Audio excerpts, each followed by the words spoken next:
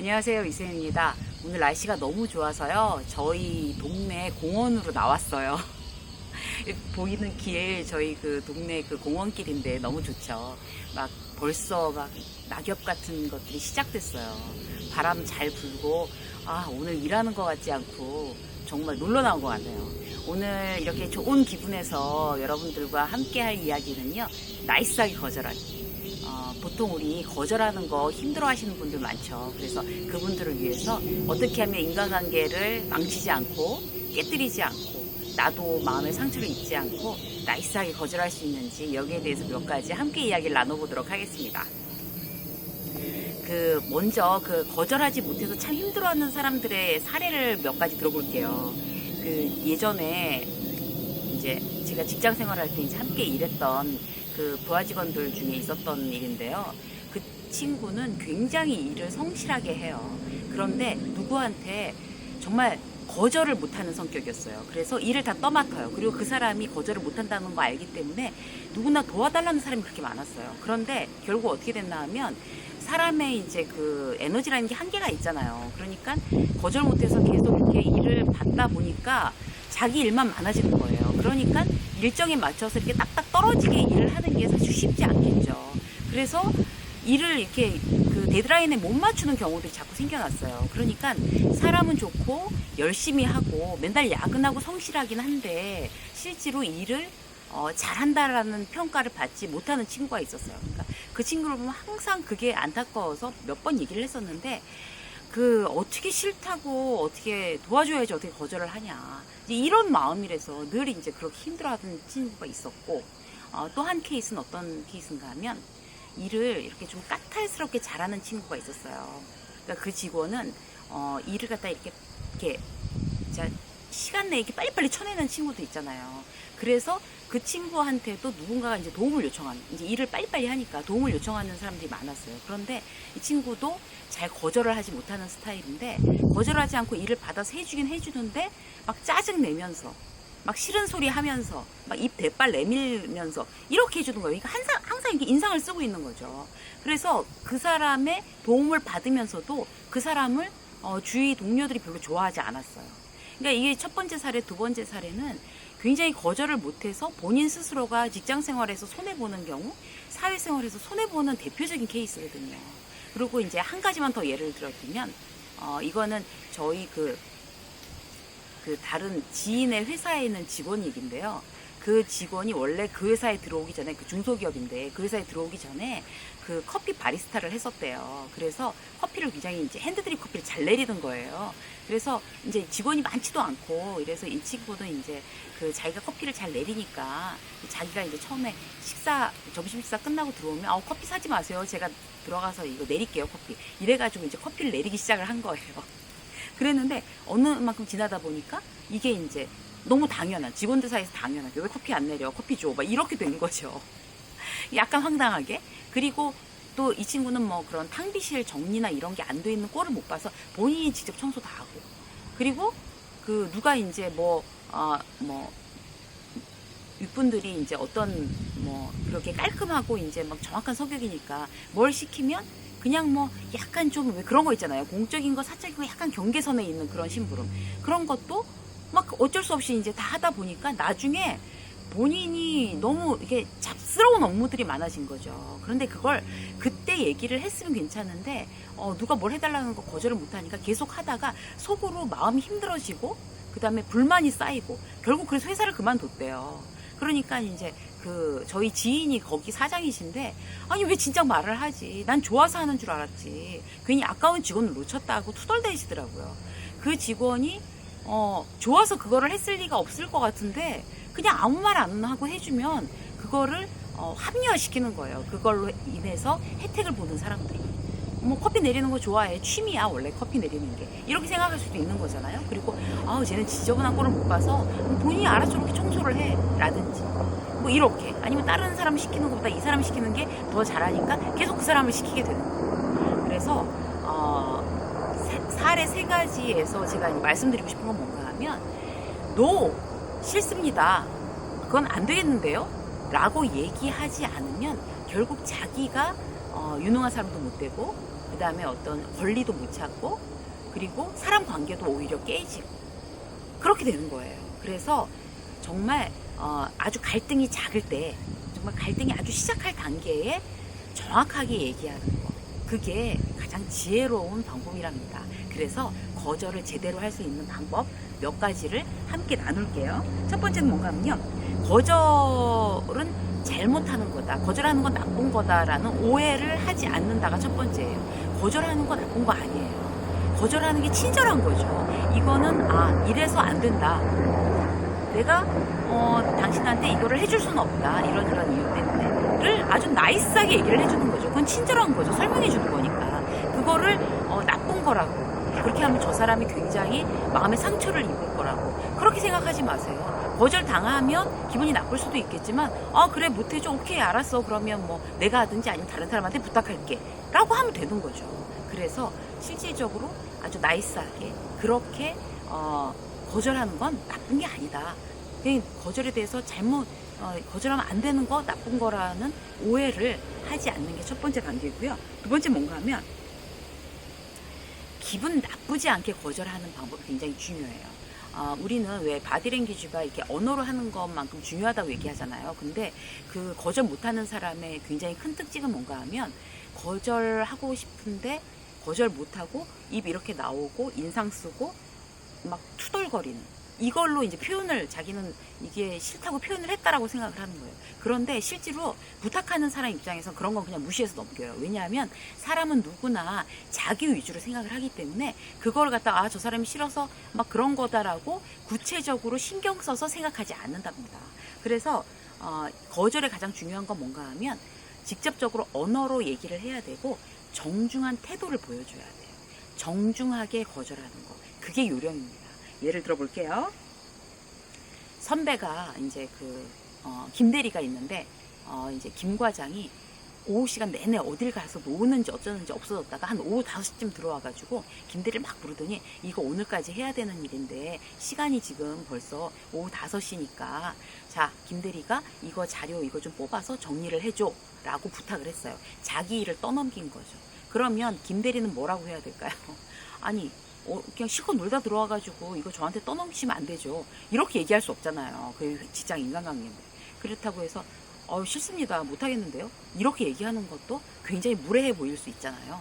그래서 나이스하게 거절하는 방법 어떻게 하나 하면, 과장님, 이거 팀장님이 이런 일을 지금 리포트를 내일 아침까지 뭘 하라고 시키셨는데, 이거를 하면 내일 아침까지 팀장님한테 제출할 수가 없는데 어떻게 하면 좋을까요? 라고 의논하는 거예요, 그 과장한테. 더 상급자가 어떤 일을 시켜서 이거를 해야 되기 때문에 지금 그거를 맞출 수가 없다라고 정중하게 얘기를 해주는 거죠. 또 근데 뭐 내가 지금 시간은 상급자한테 뭐 그렇게 오다 받은 건 없어. 그렇게 되면 이런 것도 있죠. 과장님 정말 죄송해요. 제가 다른 날은 괜찮은데 월수금 학원을 가야 되거든요. 그래서 지금 1시간밖에 안 왔는데 이거 1시간 동안 다 못할 것 같은데, 그럼 1시간 분량만큼만 해서 드리고 갈까요? 이렇게 정중하게. 그럼 내가 뭐 당연히 일이 있어서 가야 되는데 뭐 그걸 정중하게 얘기하는 게 중요하지. 그렇다고 해서 막 학원을 빼먹으면서 입 이렇게 내밀고 과장이 시켰으니까 어차피 해놓고 뒤에서 뒷담하고, 이건 정말 옳지 않은 방법이에요. 그러면 그 과장하고 나하고 사이도 안 좋아질 뿐더러 나도 손해보는 거고, 과장도 뭐 그런 얘기 안 하면 모르잖아요. 그죠? 그래서 타당한 이유, 적당한 이유를 얘기를 해주고, 그 다음에 정중하게 거절하는 거, 이게 굉장히 중요하고요. 그런 방법들이 있고, 그 다음에 또 어떤 게 있나 하면, 어차피 해줘야 될 그럴 일이 있잖아요. 그러니까 저 일은 내가 해줘야만 해. 왜냐하면 직속 과장이고, 그 다음에 내가 지금 별다른 일도 없고, 그래야 내가 나중에도 부탁할 수 있으니까 어차피 해줘야 될 일이라면, 그때는 어떻게 하나 하면, 그 상사한테 이 일은 지금 당신 일을 내가 떠맡은 거니까 내가 거절을 하진 않지만 당신 나한테 빚진 겁니다 라는 걸 분명히 말해줄 필요가 있어요. 기분 좋게. 생색을 내라는 얘기가 아니라, 과장님 이거 제 이거 다 하려면 한 5시간 해야 되는데 오늘 밤 한 10시까지는 해야지 끝날 것 같은데요, 야근하는데 저 연약합니다. 너무 강하게 키우시는 거 아니에요? 뭐 이렇게 농담 삼아서 이렇게 얘기하면서 제가 다음 주 그 리포트 하는 건데, 그럼 그거 꼭 이렇게 서칭하는 거 이거 챙겨봐 주세요. 중간중간 과정 이거 도와주세요. 라고 얘기를 하든지 아니면은 정말 저 몸보신 할 만한 거 맛있는 거 사주셔야 돼요. 라든지 이렇게 기분 좋게 나이스하게 뭔가 상사에게 빚진 느낌을 주는 거. 그러니까 뭘 해주면서도 그냥 해주면 그거를 고마운 줄 몰라 하는 상사들이 대부분이랍니다. 그래서 꼭 그렇게 빚진 기분을 느끼게 이왕 어차피 할 거면 그렇게 해준다라는 거. 그런 거 말씀드리고 싶고요. 그 다음에 이런 회사 일은 이제 이런 식으로 타당한 이유와 정중한 태도, 직접적인 말로 해서 해결을 하는 걸 이제 습관을 들이시고요. 두 번째로는 지인이 계속 제일 거절하기 어려운 거. 돈 빌려달라는 경우 있죠. 돈 빌려달라. 그럴 때 어떻게 하세요? 돈 빌려주세요. 돈 빌려달라는 그 요청에 대해서 거절하는 거를 사람들은 제일 힘들어 하는데요. 돈에 관련돼서는 직접적으로 돈이 없다라고 거절하는 게 가장 좋은 방법이라고 합니다. 어떤 그 연구소에서 이제 그 조사를 했는데 실질적으로 그 친구들한테 어떤 부탁을 했을 때 돈이 없어서 못 들어주겠다라는 것과 시간이 없어서 못 들어주겠다 그 부탁을 이라고 하는 것 중에 그리고 또 다른 어떤 기타적인 이유가 있잖아요. 뭐 내가 몸이 안 좋아서라든지 어떠한 이유보다도 돈이 없어서 못 도와주겠다라고 하는 그 친구한테 친밀감을 가장 느낀다고 합니다. 거기에 대해서 굉장히 타당하게 생각을 하는 거예요. 그래서 자, 돈 거래를 나는 원래 돈 거래 안 하는 사람이야. 미안해. 라거나 아니면 돈을 빌려주면 너한테 도로 네가 안 갚을 것 같아서 불안해서 못 빌려주겠어. 라든가 아니면 난 정말 돈 거래는 하고 싶지 않아. 라든가 이런 어떤 다른 이유가 있다 하더라도 그게 뻔한 거짓말이라 해도 내가 지금 돈이 없어서 못 빌려주겠다 라고 하는 게 상대방에도 가장 상처가 덜 되는 이유라고 합니다. 그 친구가 설마 100만 원이 없겠어? 라고 생각을 해도 100만 원이 없어 라고 그래서 못 빌려주겠어 라고 하는 게 가장 타당한 이유라고 하고 상대에게도 상처가 덜 된다는 거죠. 그래서 돈을 빌리는 사람에게 거절하는 건 돈이 없다로 그냥 통일하시고요. 그리고 이런 거 있잖아요. 이 돈은 저 친구가 뭐 안 갚아도 상관없어 라고 할 정도의 소액이라면 못 받는다라는 거를 전제하에 빌려주면 차라리 마음이 편한 거죠. 그런데 이제 이것도 별로 진짜 권해드리고 싶지 않은 게 저도 그런 경험이 있어요. 제 원칙이었거든요. 자, 이거 못 받는다고 쳐도 괜찮아 라고 하는 금액만 빌려준다. 돈을 누가 요청을 했을 때. 그래서 그 후배가 급하게 요청을 해갖고 돈을 빌려줬어요. 이건 못 받아도 돼 라는 금액을. 그런데 그 후배가 그걸 이게 상황도 안 좋고 그리고 이제 돈에 관련된 소문이 안 좋은 친구였어요. 그래서 못 받는다고 처음부터 단념하고 빌려준 거였거든요. 그런데 역시나 돌려주지 않았어요. 그런데 너무 그런 게 뭔가 하면 안 그랬을 때는 그래도 1년에 몇 번씩 연락을 하던 후배인데 그 단돈 정말 그때 50만 원이었거든요. 50만 원을 빌려가서 그걸 안 갚는다고 그래서 연락을 안 하는 거예요. 그러니까 너무 안타깝더라고요. 돈 거래를 하면 정말 사람을 잃는구나. 그러니까 나는 그거 안 갚아도 된다고 생각하고 준 건데 그런데도 그 후배를 잃게 되더라고요. 그래서 어쨌든 돈 거래를 하면 인간관계는 깨진다. 그런 게 대부분인 것 같아요. 일단 상식적으로 지금 대중적으로. 그런데 사실 굉장히 내가 어렸을 때 엄청나게 큰 거금을 아무 조건 없이 빌려준 친구에 대해서 나중에까지 두고두고 고맙고 그런 미담들도 있잖아요. 그래서 돈에 관련돼서는 각자의 어떤 그런 가치관일 텐데 일단 빌려주기 싫을 때는 분명히 말씀드릴 수 있는 거 빌려줄 수 없거나 빌려주기 싫을 때는 돈이 없습니다 라고 하는 게 가장 좋은 방법이다 라는 거 말씀드리겠습니다. 마지막으로는요. 진심을 다해서 거절해야 된다는 거예요. 아까 거절의 조건 말씀드렸죠. 직접 말로 한다. 그 다음에 정중한 태도로 한다. 세 번째 진심이래야 돼요. 이 말씀을 왜 드리나 하면 실질적으로 이제 들어주기 싫은 부탁, 곤란한 부탁에 대해서 막 문기적거리거나 막 연락이 안 되거나 이렇게 하는 거, 내가 알아볼게. 그리고 나중에 그거 잊어먹었다. 진작에 나한테 얘기를 하지. 그거 해줄 수 있는데. 막 이렇게 얘기하시는 분들 계세요. 근데 그런 거는 정말 좋지 않은 방법인 것 같아요. 그러면 사실 부탁한 사람이 굉장히 서운한 마음이 더 들 수 있거든요. 자, 이럴 때 어떻게 하나 하면 곤란한 부탁.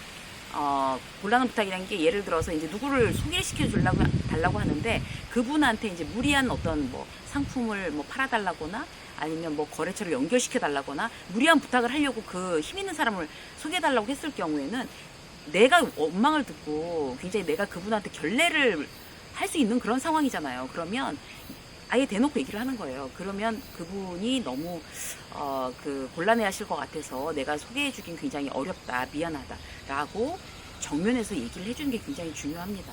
실질적으로 그 연락도 안 받고 막 그렇게 계속 뭉개고 막 이렇게 되면 그 부탁을 한 사람에 대한 예의가 아니잖아요. 그렇게 정면에서 거절을 하고 나중에 어떻게 하나 하면 나중에 이제 며칠 있다가 다시 사과하는 거예요. 그 문자나 전화로 그렇게 어떻게 잘 해결되고 있어? 뭐 지난번에 그거 부탁 들어주지 못해서 계속 내가 마음에 걸리네. 정말 미안합니다. 라고 얘기하는 거. 나중에 한번 사과하는 거. 이거 굉장히 효과 있어요. 그러니까 그게 진심인 거죠. 나의 진심. 내가 소개시켜줄 수 있는 상황이 아니라서 소개시켜주지 않았지만 진심으로 미안하게 생각한다 라는 거를 한 번 더 얘기해주면 굉장히 좋아요. 저도 그런 경험이 있거든요. 그러니까 제가 굉장히 막 다급했을 때 누구한테 이제 뭔가 부탁을 했어요. 그런데 거절하시더라고요. 너무 이렇게 그냥 딱 안 된다고. 그래서 그때 진짜 열받았었어요. 근데 나중에 너무 전화위복으로 그분이 거절해 주신 게 오히려 진짜 돈도 세이브되고 시간도 세이브되고 너무 잘된 일이 된 거예요. 나중에 근데 그분이 나중에 한 두세 달 있다가 연락을 해서 그때 도와주지 못해서 되게 미안했다라고 하시는데 정말 위로가 됐어요. 그리고 그분에 대해서 서운한 마음이 거의 없어지더라고요. 그래서 거절을 할 경우에는 일단 정확하게 거절 사유와 이런 걸 얘기를 해주고 그 다음에 나중에 못 도와줘서 미안하다라고 이렇게 사후 AS 처리를 하는 거 되게 중요하고요. 그러면 인간관계 깨지지 않아요. 그렇게 빙빙 돌리고 연락 안 받고 피하는 것보다 그리고 나중에 잊어먹었다고 하는 것보다 훨씬 낫죠. 그리고 또 도와주기는 도와줘야 되겠는데 나도 지금 그게 될 수 있을지 없을지 잘 몰라 라고 하는 좀 시간을 갖고 노력해야 되는 부분이 있잖아요. 그런데 도와는 주고 싶어. 그러면 정확하게 얘기하는 거예요. 도와주는 주고 싶은데 이게 시간이 얼마나 걸릴지 모르고 될지 안 될지도 모르겠다 라는 거를 분명하게 처음부터 될 것처럼 얘기하지 말고 그렇게 해놓고 중간중간 피드백을 주는 거죠. 그 A, B, C 업체 내가 세 군데 알아봐야 되는데 A랑 B 업체는 안 된답니다. C 업체 한 군데 더 알아보고 연락드릴게요. 이렇게 중간에 한번 연락해주면 상대방이 굉장히 고맙죠. 그리고 C 업체를 알아봤는데 거기도 안 됐어. 그러면은 C 업체도 알아봤는데 결국 안 됐네요. 정말 미안합니다. 라고 하면 이미 어떻게 노력했는지가 다 나오잖아요. 그러니까 실질적으로 그 사람은 나한테 거절을 한 거가 되지만 내가 도움이 안 됐지만 나에게 불만이 없는 거죠. 그래서 진심을 다해서 거절해야 된다는 거. 예전에 제가 이제 근무하고 있을 때 그런 거 상품 이제 왜 백화점에 입점하고 싶어 하시는 분들이 많잖아요. 그런 거 도와달라는 그런 분들이 계시는데 그걸 이제 앞에서 거절하기가 되게 힘든 후배나 선배들이 있어요. 그러면 제가 그때 그랬던 것 같아요. 말하기가 너무 미안해서 알아볼게요 해놓고 나서 연락을 안 하는 거지. 그 사람하고 통화를 안 하는 거죠. 지금 생각해보면 왜 그랬을까 싶어요. 왜 그랬을까. 이런 거 이렇게 해서 안 된다라고 미안하다 이렇게 얘기하고 그 자리에서 거절하면 더 이상 기대도 안 할 거 아니에요. 서운하겠지만 그러면 나중에 또 그때 못 도와줘서 미안하다. 요새 그건 어디에 뭐 입점되고 있냐 이렇게 물어보는 게 훨씬 더 잘했을 텐데 그때는 왜 그랬는지 모르겠어요. 그래서 이 얘기를 꼭 지금 거절할 때 저처럼 이렇게 면이 안 서서 그냥 미적미적 연락 안 되고 안 받고 이러시는 분이 혹시 계시면 그러시지 말라고 제가 꼭 말씀드리고 싶어요. 자, 오늘은 나이스하게 거절하는 4가지 방법에 대해서 함께 여러분과 나누었습니다. 유쌤의 직장 수업 오늘 여기까지 하겠습니다. 아직 구독 안 하신 분들은요, 구독 버튼 눌러주시고요. 하시고가 되셨으면 좋겠어요. 환영합니다. 고맙습니다.